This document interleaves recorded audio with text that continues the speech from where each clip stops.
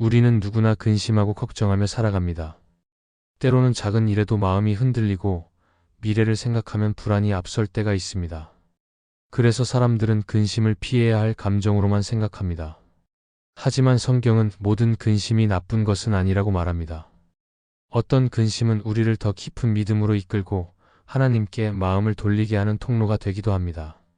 하나님은 우리의 감정을 무시하지 않으시고 그 근심 속에서 깨닫게 하시고 자라게 하십니다.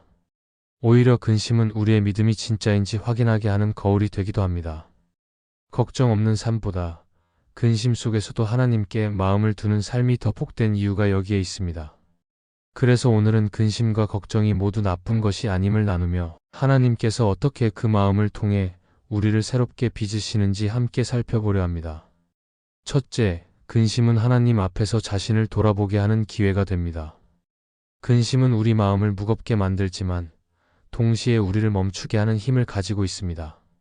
평소에는 바쁘게 달리느라 보지 못했던 내 마음의 상태를 근심의 시간이 오면 비로소 들여다보게 됩니다. 우리는 기쁠 때보다 힘들 때 자신을 더 깊이 돌아봅니다. 그래서 하나님은 때로 근심을 통해 우리를 멈추게 하시고 마음의 방향을 다시 점검하게 하십니다. 근심은 우리의 약함을 드러내지만 동시에 하나님 앞에 설 수 있는 문을 엽니다. 성경에서도 하나님께 쓰임받았던 사람들은 근심의 시간을 거쳤습니다. 요셉은 억울한 감옥 생활 속에서 하나님의 뜻을 배우며 자신의 교만을 내려놓는 시간을 보냈습니다. 그는 형들에게 버림받고 누명을 쓰며 자신이 할 수 있는 일이 아무것도 없는 상황 속에서 오직 하나님만 바라보는 법을 배웠습니다.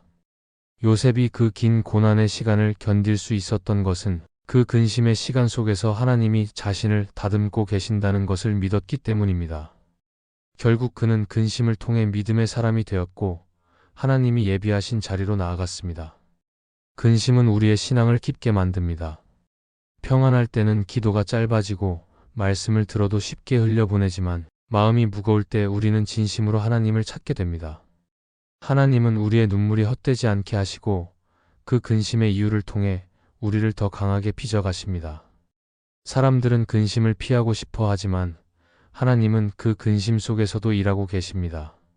우리가 근심을 통해 자신을 돌아볼 때 하나님은 그 마음을 새롭게 하시고 다시 일어설 힘을 주십니다. 근심은 또한 우리로 하여금 교만을 내려놓게 합니다. 일이 잘 될 때는 스스로 잘하고 있다고 착각하기 쉽지만 어려움이 찾아오면 우리는 인간의 한계를 인정하게 됩니다. 근심은 내가 할 수 없는 일이 있다는 것을 깨닫게 하고 결국 하나님께 맡기게 합니다. 하나님은 근심의 순간을 통해 우리가 다시 주님께 시선을 돌리도록 이끄십니다. 그래서 근심은 단순히 불안의 감정이 아니라 하나님을 다시 바라보는 기회가 됩니다. 사도 바울은 고린도후서에서 하나님 뜻대로 하는 근심은 후회할 것이 없는 구원에 이르게 한다고 말했습니다. 바울이 말한 근심은 세상이 주는 절망의 근심이 아니라 하나님께 마음을 돌리게 하는 거룩한 근심이었습니다. 이 근심은 우리로 하여금 회개하게 하고 다시 믿음의 자리로 돌아오게 합니다. 하나님은 우리의 근심을 통해 마음을 새롭게 하시고 그 속에서 회복의 길을 열어주십니다. 우리의 근심이 깊을수록 하나님은 더 가까이 계십니다. 마음이 흔들릴 때마다 하나님은 그 마음을 붙들고 계십니다. 근심이 나를 무너뜨리기 위해 오는 것이 아니라 나를 세우기 위한 하나님의 손길일 수 있다는 것을 기억해야 합니다. 하나님은 우리가 평안할 때보다 근심할 때 더 가까이 다가오십니다. 그분은 근심 속에서 우리를 위로하시고 믿음의 뿌리를 더 깊게 내리게 하십니다. 그러므로 근심이 찾아올 때 그것을 두려워하기보다 멈추어 서서 하나님 앞에 서야 합니다. 이 근심이 나를 괴롭게 하는 것이 아니라 하나님께 더 가까이 나아가게 하는 과정일 수 있다는 사실을 믿어야 합니다. 하나님은 근심의 시간 속에서도 우리를 버리지 않으시고 그 시간을 통해 더 단단한 사람으로 세워 가십니다. 우리가 근심 속에서도 자신을 돌아보고 하나님께 마음을 돌릴 때 그 근심은 더 이상 짐이 아니라 성장의 계단이 됩니다. 결국 근심은 신앙의 여정 속에서 피할 수 없는 과정이지만 그 속에 하나님의 목적이 있습니다. 하나님은 우리의 눈물을 통해 마음을 새롭게 하시고 그 시간을 통해 믿음의 깊이를 더해 주십니다. 그러므로 근심은 단순히 고통이 아니라 하나님께 다시 돌아가는 신호입니다. 근심의 자리에 주저앉지 말고 그 자리를 하나님을 향한 자리로 바꾸어야 합니다. 그럴 때 근심은 나를 짓누르는 무게가 아니라 하나님께 가까이 이끄는 은혜의 통로가 될 것입니다. 둘째, 잠시의 불안이 영원한 평안을 준비하게 합니다. 우리의 삶에는 불안이 찾아올 때가 있습니다. 미래가 보이지 않고 지금의 상황이 언제 끝날지 몰라 마음이 흔들릴 때가 있습니다.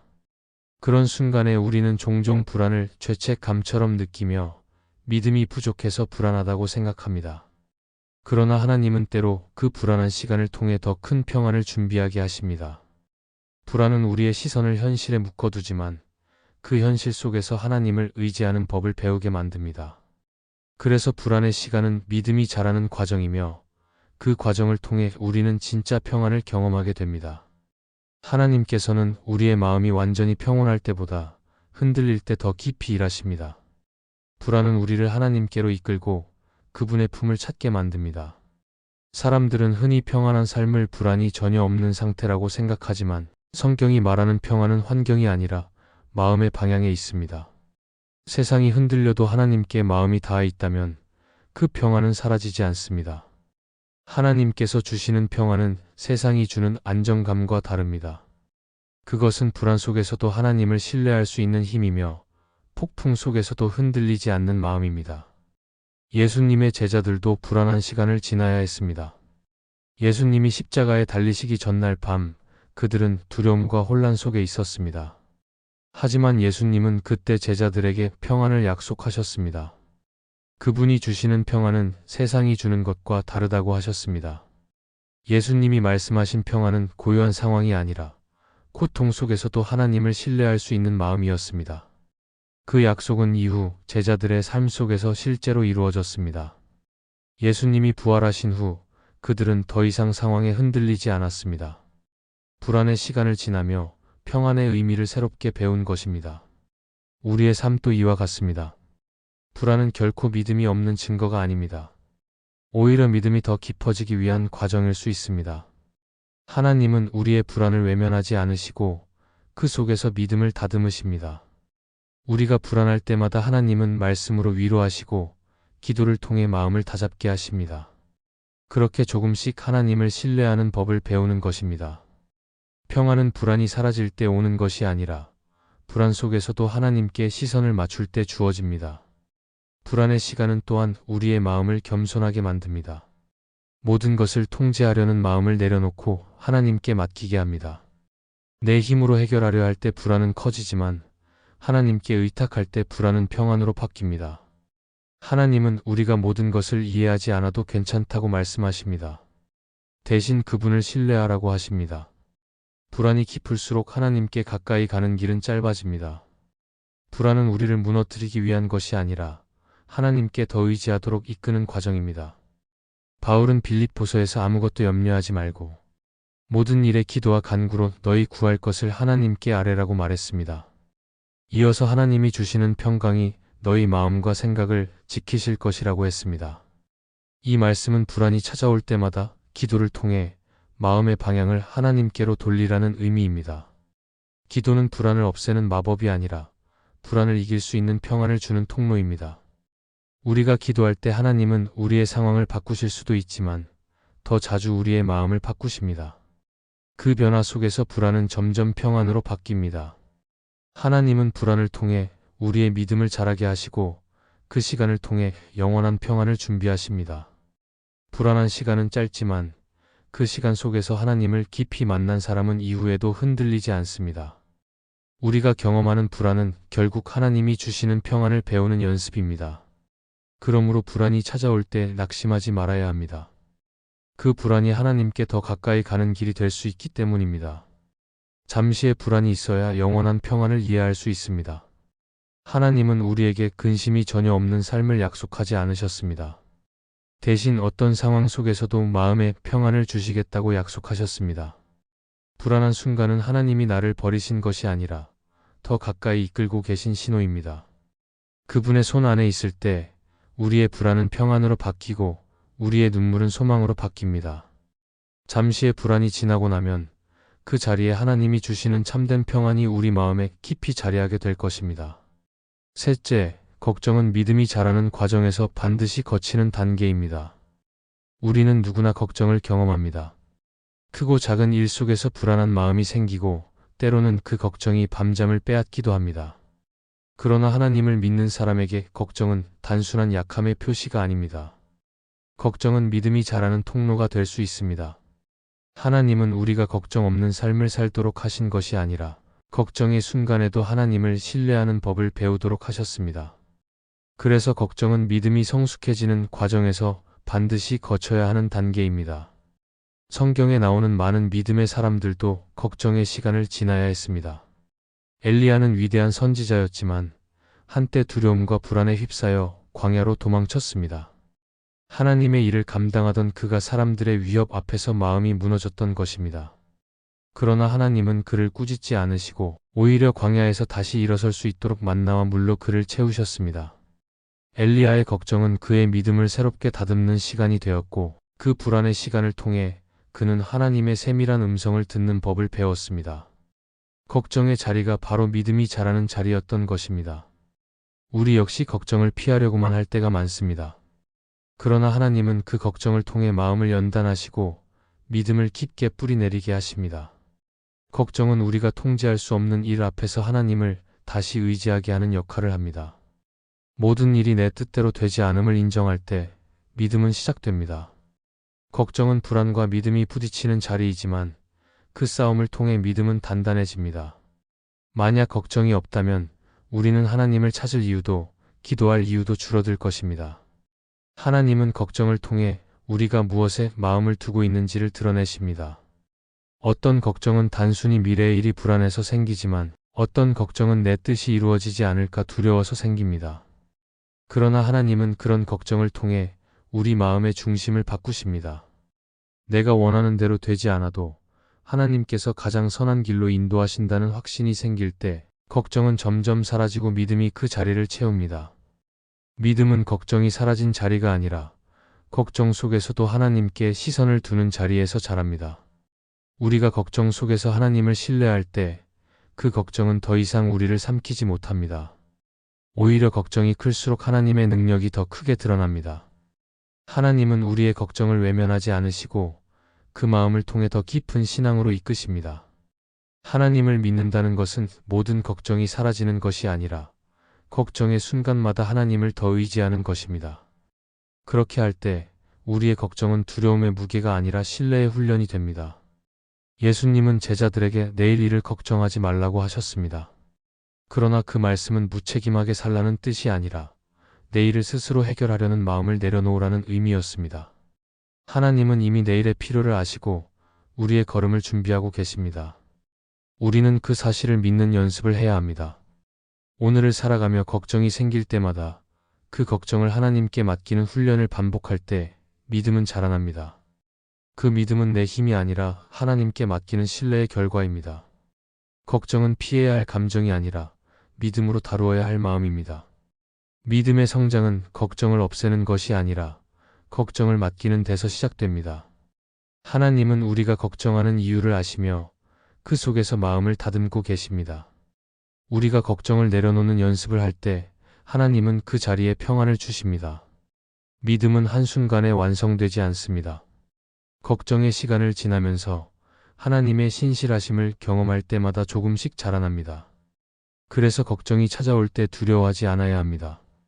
그것은 믿음이 자라날 기회이기 때문입니다. 걱정이 있을 때마다 하나님께 기도하고 마음을 맡길 때 그 걱정은 더 이상 짐이 되지 않습니다.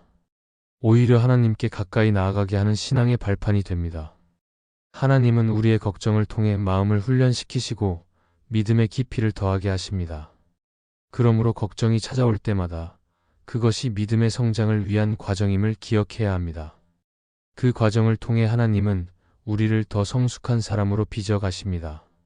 넷째, 걱정이 없다면 하나님의 평안도 깨닫기 어렵습니다. 우리는 평안을 원하지만 그 평안이 무엇인지 모를 때가 많습니다. 평안은 아무 일도 일어나지 않는 상태가 아니라 불안한 상황 속에서도 마음이 흔들리지 않는 상태를 말합니다.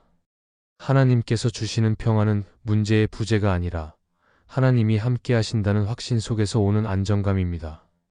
그러나 그 평안을 진심으로 알게 되는 순간은 걱정이 사라졌을 때가 아니라 걱정 속에서도 하나님을 신뢰할 때입니다. 그래서 역설적으로 걱정이 전혀 없는 삶에서는 하나님의 평안을 깊이 깨닫기 어렵습니다.